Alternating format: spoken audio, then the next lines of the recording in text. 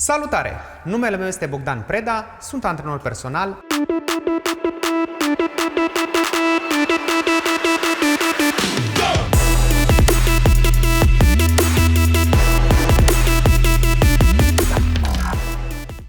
După cum am subliniat în episodul anterior, o postură corectă, un minim de activitate fizică, combinat cu o alimentație echilibrată, pot face minuni atât la nivel fizic cât și emoțional. Deoarece atunci când mergem la sală, mergem să facem un antrenament unde depunem efort fizic, este bine să avem surse de energie. Cele mai rapide și importante surse de energie sunt carbohidrații complexi. Și aș aminti aici orezul, cerealele integrale, lintea, mazărea, leguminoasele în general. Carbohidrații sănătoși sunt cei care furnizează energie treptat, consumul lor fiind urmat de o eliberare lentă a glucozei în sânge. Recuperarea la nivelul zonei lombare implică un set de 10 exerciții executate constant, cu o creștere treptată a intensității în funcție de gradul de suportabilitate al fiecăruia. Tratamentul antiinflamator în puseile acute și mișcarea între pusee sunt foarte importante în evitarea intervenției chirurgicale. Exercițiul numărul 1. Câinele pisica. Cu fața în jos, sprijinit pe palme și pe genunchi, cu mâinile sub nivelul umerilor și genunchii sub nivelul șoldurilor. Inspiră, lasă capul jos, trage bărbia în piept, arcuiește spatele asemenea unei pisici și încordează fesierii. Ridică privirea în tavan, expiră și scoate pieptul în față, arcuiește-ți spatele către tavan, asemeni unui câine. Execută 10-15 astfel de repetări. Exercițiul numărul 2.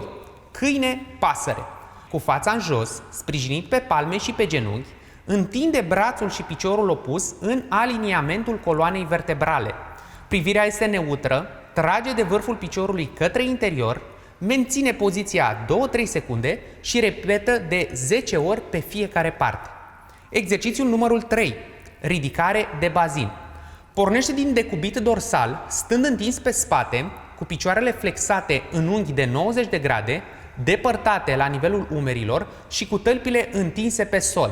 Împinge-te în călcâie și ridică șoldurile de pe sol. Atenție! În momentul ridicării, încordează fesierii și abdomenul pentru a preveni arcuirea zonei lombare. Inspiră pe ridicare, expiră pe coborâre. Execută 15 repetări. Exercițiul numărul 4. Planșa din lateral cu picioarele flexate. Din decubit lateral, cu sprijin pe antebraț, cotul la nivelul umărului și picioarele flexate la 90 de grade, ridică șoldul de pe sol până la nivelul coloanei cu mâna în șold. Execută 10 repetări pe fiecare parte. Exercițiul numărul 5. Cartea deschisă.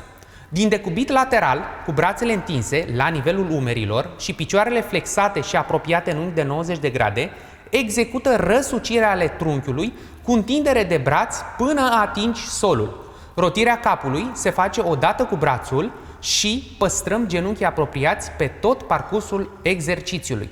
Execută 10 repetări pe fiecare parte. Exercițiul numărul 6. Tragerea genunchiului la piept.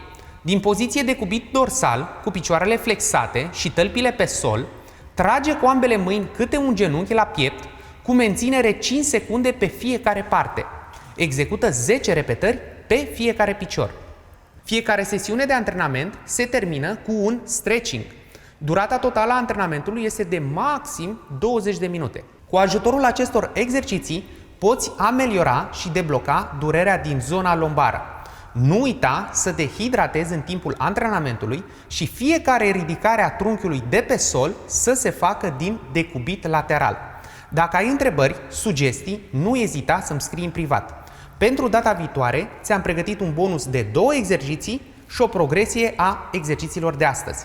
Îți recomand să treci la următorul nivel, atenție, doar atunci când stăpânești bine execuția acestor exerciții. Dacă vrei pe viitor să fii printre primii care vor vedea episoadele nou postate, abonează-te la canalul nostru de YouTube.